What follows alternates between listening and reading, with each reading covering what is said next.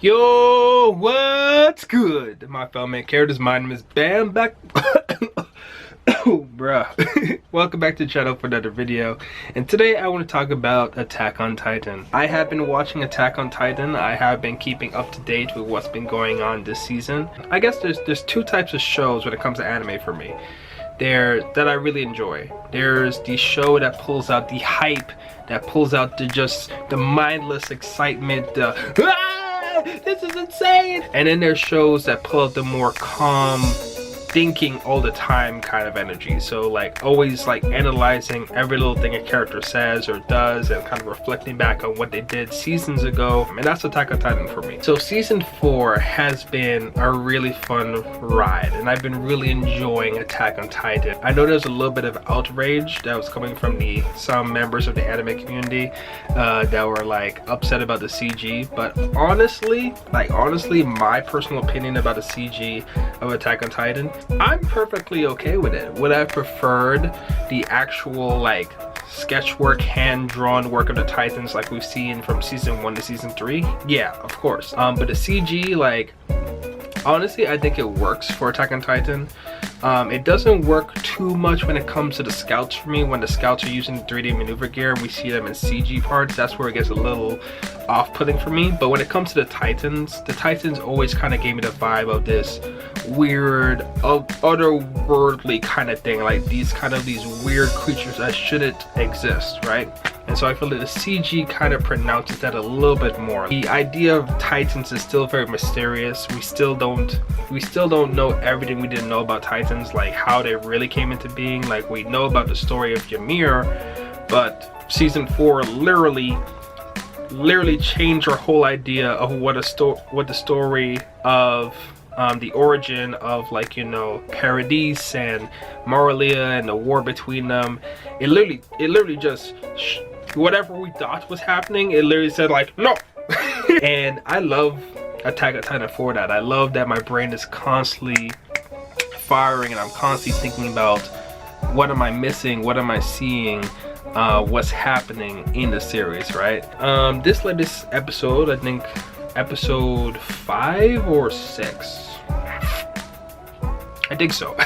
We get a flashback to like the planning of the invading of Marlia, right? Where we get a little bit more information on like how they planned and created their alliances and figured out what they needed to do to get into Marlia and to, you know, do what they need to do, right? And I feel like that's a good place for me to come into and kind of talk about my thoughts about it. I think the core message that I'm pulling from Attack on Titan is the idea that there is no such thing as a good guy or a bad guy. It's just what side you identify with. Let me take a little sip of water and then I'll explain.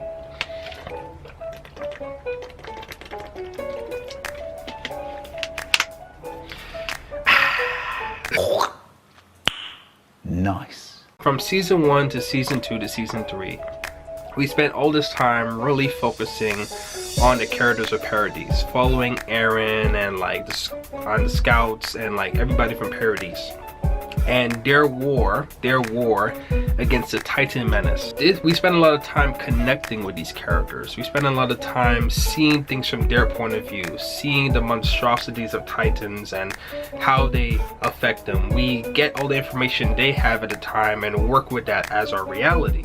And so from season 1, we had this perception that the whole world, other than Paradis, other than the whole world behind the walls of Paradis, is literally a wasteland. It's literally a place where only these giant humanoid creatures that consume smaller humans exist. And if you go beyond those walls, you would die, right? We exist within the world based on the knowledge they have. And we sort of connect to their experience, you know, when Eren lost his mother, when Eren lost his family, it really hit us because we were following Eren, you know, when Mikasa had lost her family, it really hit us because we were following Mikasa. Everything that the characters were going through, all the trials and tribulations they had with dealing with the Titans, all the sacrifices they had to deal with from season 1 to season 3, it hit us because we as the audience, we're part of Paradise, right? We were placed in a position where we can understand and connect with all these different characters. Like, we felt like honorary Eldians in Paradise. You know, we were part of that squad, we were part of that team. And then as the seasons progressed, we started getting a little bit more information on the world, and we started getting a little bit more confused, because a lot of things we were discovering, like little hints we were discovering about the world, was not matching up with the backstory of Titans in the world as we were told before in season 1. A major thing that comes to my mind is with Zeke. You know, when we got first introduced to the Beast Titan, we got introduced to a Titan that could speak, right? It was like really like, whoa, what the heck is going on? And of course in season 1 we got the revelation of Titan shifters, you know, with Eren being able to transform into a Titan. I was like, whoa, there's intelligent Titans out here? Like, what the heck? What's going on in the world? And then later on we figure out there's other Titan shifters, and Zeke happened to be a Titan shifter.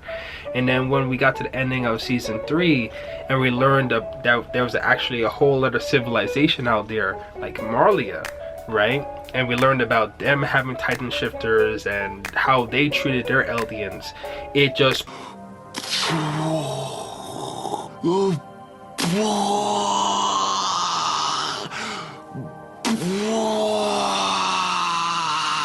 And so we get into season 4, and season 4 starts off in a very interesting way, right? It starts off with three whole episodes of in my opinion, the creator giving us time to connect with the opposite side, right? If you notice, like, the first 3 episodes was really like a weird slice of life on what it means to be like an Eldian warrior in Marlia. And so it gave us time to connect and understand the feelings of these characters and how they lived there, right? And we followed Reiner, and then we followed Gabi, we followed Falco, and we followed all these different characters that was part of the opposition, part of the side that we know our boy Eren from the previous seasons is all about destroying. It was weird. It was weird to me because when I was first watching it, and I was watching it with my girl Beans, I'm not gonna say her real name, but that's her nickname and everything. There was this sensation that they really wanted me to connect with these characters. They really wanted me to understand what they were doing and their psychology behind what they were doing. But both me and her both had a consensus in our hearts that, like, yo, I'm on team Eren. You know, I'm on team Paradise. You know what I'm saying? And I already know Paradise is not about the Marlian lifestyle. There's always gonna be parts of Marlia that I disagree with. You know, the segregation and the basic psychological enslavement of the Eldian people is no, can't support that. But it was interesting to see how those Eldians found psychological ways to adapt to that situation, find ways to, you know, find peace in the reality that they existed in. And so it really gave me this idea of just like, the other side felt like good guys too. For whatever reason, the way they saw the world, based within their moral compass, they felt like they were doing the right thing. When Reiner and his group of people ran up and kicked down the walls in Paradise, they truly believed that they were attacking demons. They truly believed that they were attacking the devils of Paradise. People that were monsters that were just getting ready to destroy the world. And so it didn't really hit me until the episode Assassin's Bullet, right? When Gabi and Falco were having that moment where they were talking to each other, and Falco was basically explaining to Gabi basically what Eren Yeager and his people are doing to us is a direct side effect or a direct consequence of what we did to them. Like, Eren lost his family, Eren lost his people, And so at least in Falco's mind, there is an understanding. Of course, there's still rage, anger, and a plethora of different emotions that Falco's experiencing, but there is an underlying understanding that he understands why Eren is choosing to do what Eren's choosing to do. He was fully grasping what Eren was talking about when he says, "We are the same," right? Because basically, Reiner did exactly what Eren did.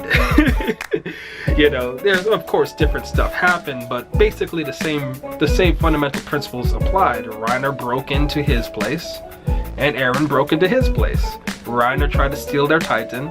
Eren stole a Titan. But here's the part that really like locked it in for me, is when Falco explained all that to Gabi. Gabi responds by saying, "Did you see it? Were you there?" And Falco just pauses. And I feel like Falco paused because he was like, yo, what's the point of asking me that? What do you mean by that? And then Falco has that instant realization that Gabi is not asking that question because she genuinely cares if Falco is there. Gabi is asking that question so that she can begin the mental process of solidifying her point of view, and so that she could put action towards that point of view. Because keep in mind, Gabi is frustrated. Gabi is angry. Gabi is frothing at the mouth with rage at what happened to her homeland. You know, because Gabi was one of those Eldians that had a plan. You know, she was going to be the next wielder of the Armor Titan. She was going to be an honorary Eldian. She was going to bring honor to her family, and, you know, make sure at least her family and the people she cared about was taken care of well within as best as possible. Like if you remember how Gabi behaves and acts, Gabi is one of those people that understands the system. She understands the environment that she is in, and she makes the most of it. She actually plays off the segregation and the disrespect that Eldians receive, and she uses that to her advantage. She's one of those people that she understands that it's kind of messed up what Marlia does to our people, but she has found a way to turn that upside down, make that her advantage. She's found a way to play the game the best suit her and her objectives. And Eren just came in there and was like, yeah, you don't need all that, get that out of here. And then of course keep in mind that Gabi just lost the people that are closest to her. You know, she lost her two best friends, you know, and she just saw that the pride of her country just got their booties handed to them. You know, a lot of people that she fought alongside with in the wars just died. And so Gabi's asking that question because she knows the answer to that question. You know, she knows that Falco was not there to confirm Eren's story. So she knows the answer is going to be no. So that gives her the opportunity in her head to establish these people as the enemy, as the bad guys. She even goes to say that they were probably lying anyway. You know, they're villains, they're devils, they're monsters. So it literally justifies her actions, but her actions are literally a product of her desire to get revenge. It's not justice, it's revenge. And that is the core idea that I kind of pulled from Attack on Titan so far. There's no such thing as good guys or bad guys when it comes to war, when it comes to like war between sides, because the only difference is where you were born and what conditions you were born under. Bravo, Attack on Titan, man. Like, Attack on Titan did such a good job of conveying that idea that it doesn't matter what side you're on. There's no such thing as good guys or bad guys. It's literally what side you're on. It's literally, are you red or blue? I'm loving this season right now, guys. I'm loving Attack on Titan. I'm really enjoying it. And, you know, I kind of miss the times when I just talk about an anime or a concept I pulled from an anime and kind of sharing with you guys. Because, I don't know, it's just kind of fun for me, guys. Kind of fun. So, Anyways, my fellow main characters, thank you for watching this video. Like this video if it made you smile, comment this video made you think, and subscribe when to see more. And always remember that you are the main character of your own story. My name is Bam, and I'm out.